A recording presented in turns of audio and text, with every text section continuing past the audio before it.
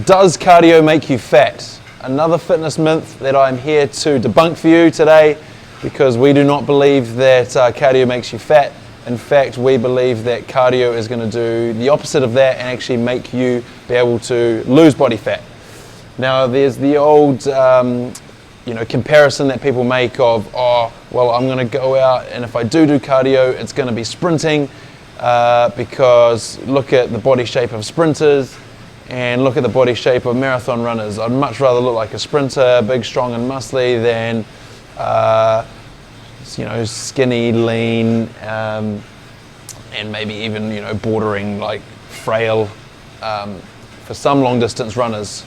So people go out and they think, oh, I just need to do sprinting, I don't need to do any lower intensity, long duration running because I don't want to look like a marathon runner. Well, when you think about that, you got to think about what they're actually doing. They're athletes, right? If you're a professional marathon runner, if you're a professional sprinter, you are doing that all the time. And when it comes to any form of training, anything we do in life, the dose makes the poison. It's really important to remember that. So just because you go out for 1 or 2 runs a week doesn't mean you're going to turn into a marathon runner. And I promise you, if you go for a couple of sprinting sessions a week, you're not going to just through that turn into looking like a sprinter. So the dose makes the poison. The dose also makes the death if you have too much of it. But it's really important to remember that it's how much we do of something, not necessarily what we're doing, that is going to cause the issues for our bodies. Now, the argument when it comes to does cardio make you fat is that it produces too much of a hormone in our body, a stress hormone called cortisol, and therefore too much cortisol causes fat gain long term, and especially people associate excessive cortisol in the body with storing body fat around the stomach. Now, recovery sorts that out. Just like anything in the body, if we do too much weight training, if we do too much of anything, playing sports, whatever it may be, if we recover correctly, then we actually improve. So any form of stress actually puts us into a negative, stressful state in the body, but as long as we have the correct recovery protocols, we're going to get out of that stressful state. So cardio is not just going to do this. Any form of exercise is going to do this to us, and it's just about our ability to recover. So that's when I go back to the fact that we're most likely not going to spend 10 hours a week or 10 different sprinting sessions a week doing long distance cardio or sprinting, because that's just not realistic, and we're not trying to become professionals, we're just trying to improve our health. So that gets me to the next point. Training your cardiovascular system is so vital for your health. There's so many benefits, which I'm going to get to later on this presentation, but health is number one when it comes to the improvements you should be trying to make when you do exercise, and cardiovascular training is going to make you healthier. It's not going to push you away from your goals, which making you fat would be doing, and it's not going to do that. So when we train our cardiovascular system, there's different parts of that system that we can be training.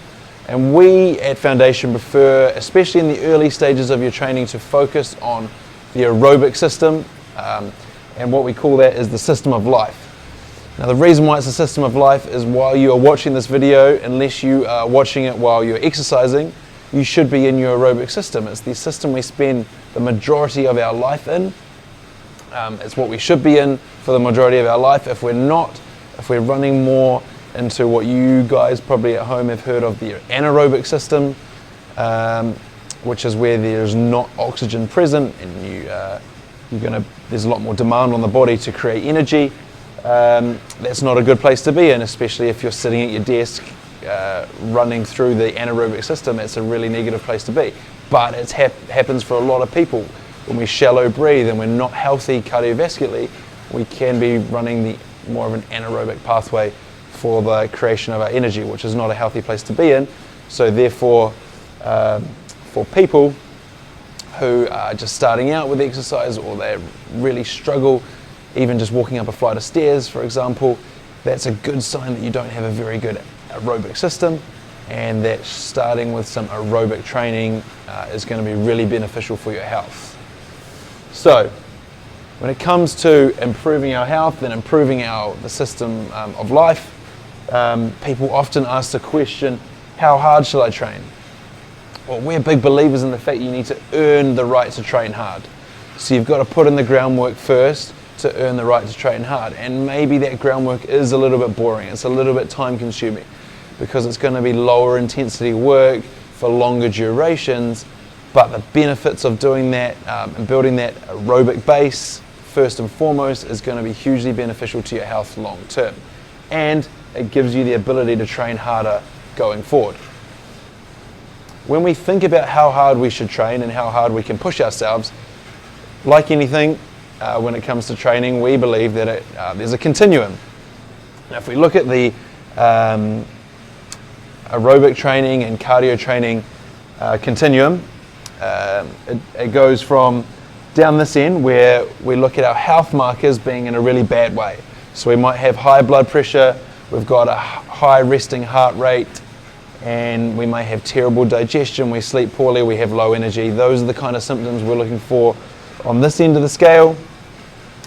And this is where we would be really working on not very hard training at all, minimum effective dose in terms of how hard we're going to push in terms of the intensity, and then for longer durations. When we go along the continuum, we got way down the other end is low blood pressure and low heart rate. That is someone who is not necessarily healthy either, because just because their blood pressure is low doesn't mean they're healthy, because we want to be in the middle, we want to be perfect. So on this continuum, the good place to be is in the middle. This is where you can train really hard. You've got a good balance of aerobic, and then you can really push yourself and challenge yourself depending on what your goals are. If you've got low blood pressure and low heart rate on the other side, you may need to actually push your training intensity a lot higher than others would be on this end, because the lower intensity work may actually push you the other direction where you don't want to go, which is actually pushing your blood pressure and things lower. So when we decide how hard we're going to train, it actually comes back to your current health. So it's not a one-size-fits-all approach. It's all very personalized, and it's dependent on where your current body is at. Another thing that people often ask is, how much of it should I be doing? Now, how much of it, once again, depends on where you fit on here. We believe if you've got poor health markers, low energy, high blood pressure, high resting heart rate, poor digestion, poor sleep, that you should be doing on the hard part of it, not very hard at all. On the how much of it, lots of it. So lower intensity, longer durations. Minimum 30 minutes per session to get the real cardiovascular benefits, and as often as possible. You can go up anywhere up to 2 hours for one session, but most people don't have 2 hours available to them for training, so we prefer to say 30 minutes to 45 minutes, at least 2 times a week, up to 3 or 4 times a week, and you get a real benefit from that, especially if you can commit to that for about 8 weeks. You get huge aerobic benefits, which is going to improve your health, it's going to improve your system of life, and it's going to put you in a great position to be able to train harder and move you away from making you fat and actually helping you achieve positive body changes. So if you're on the other side of the scale, if your health markers are perfect, your digestion's great, your energy's great, you've got perfect blood pressure, perfect heart rate, you don't get burning in your legs when you walk upstairs, and you're feeling really healthy and strong, then maybe you don't need as much cardiovascular training. You might just need a little bit, might be just 1 or 2 sessions a week, 20 to 30 minutes, and that's enough to keep you in that healthy range, and you can focus more on maybe weight training or what your specific goals are with your exercise. You can really focus on that.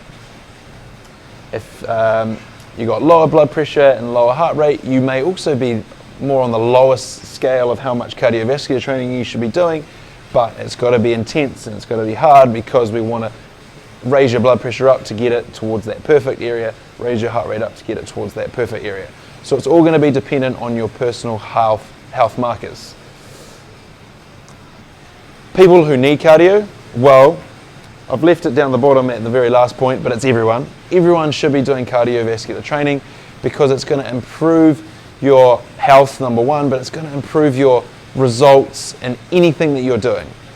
If you're trying to grow muscle, having better cardiovascular system is going to mean that you can train harder for longer within that sessions where you're trying to grow your muscle.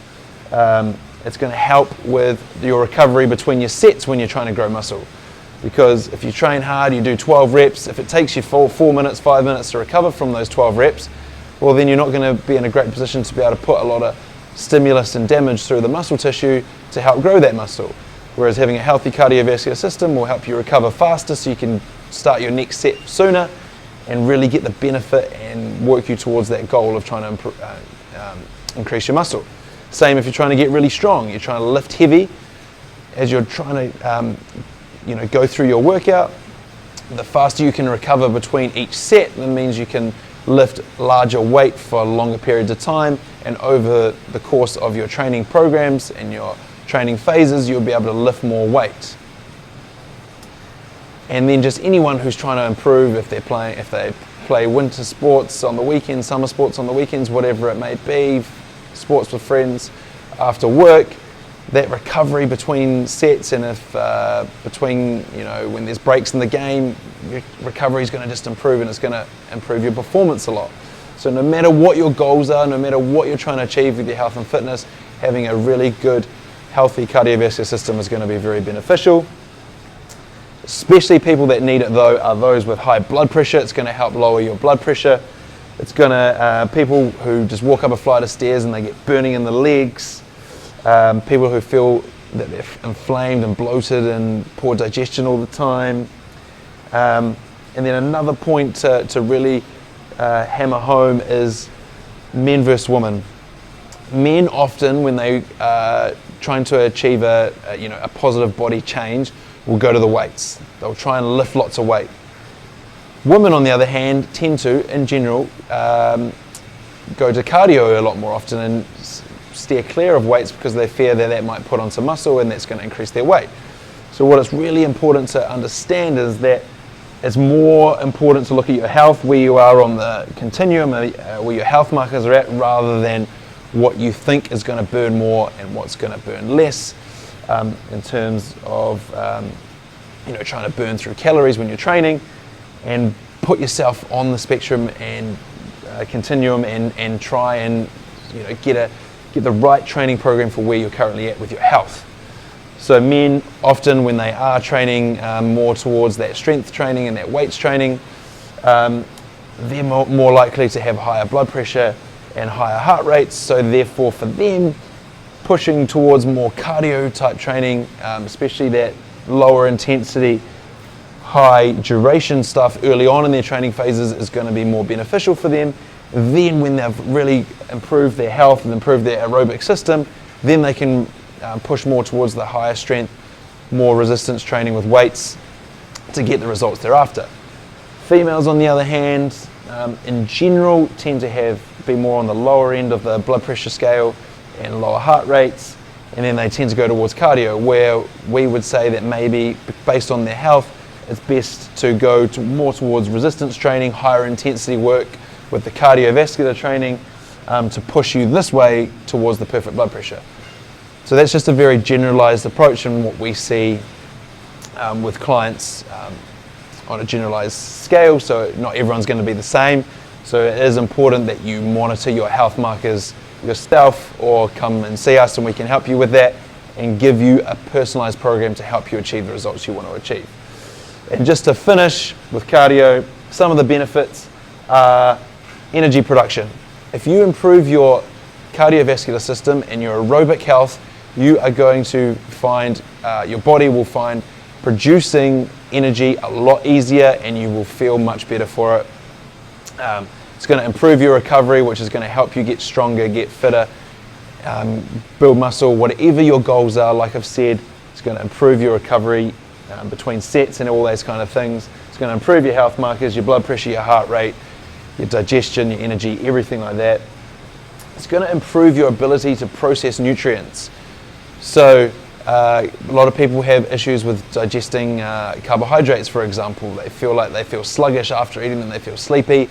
If you've got a better aerobic system, you are going to be much better at being able to process food. So a huge benefit for that, and that's going to help you achieve your positive body changes that you're looking to achieve. Burning fat at rest, that's a big one. In general, you should, as human beings, we should be burning about 70% of the energy we burn while we're at rest should be should be fat, and about 30% carbohydrates. Now, when we're in a more of a stress state, our blood pressures are high, our resting heart rates are high, and we're more in a sort of fight or flight, stressed, uptight state, we tend to burn more carbohydrates than fat, which is not a great place to be in, because we want to be burning through fat in the majority. So improving your aerobic system is going to help you burn more fat while you're at rest and less carbohydrates, and save the carbohydrates to be burnt during your exercise sessions, which is where you want to use them, because carbohydrates are great for performance. And the last one to touch on is stress management. Cardiovascular training is a great way to get out of the office, get away from all the stresses in your life, and just focus on yourself. Work on improving your health. Obviously, we know that exercise is a stress on the body itself, and it's all about recovery, but the fact that you're prioritizing your health and getting into doing some exercise is a great way in the long term, once you have done the exercise and recovered from it, to be considered a stress management exercise for yourself to help you achieve the results that you want to achieve. So if you've got any questions on cardio, please reach out to us. We'll be more than happy to help, and get into it. Take your health markers and start doing some cardiovascular exercise, because it's fantastic for you and your health.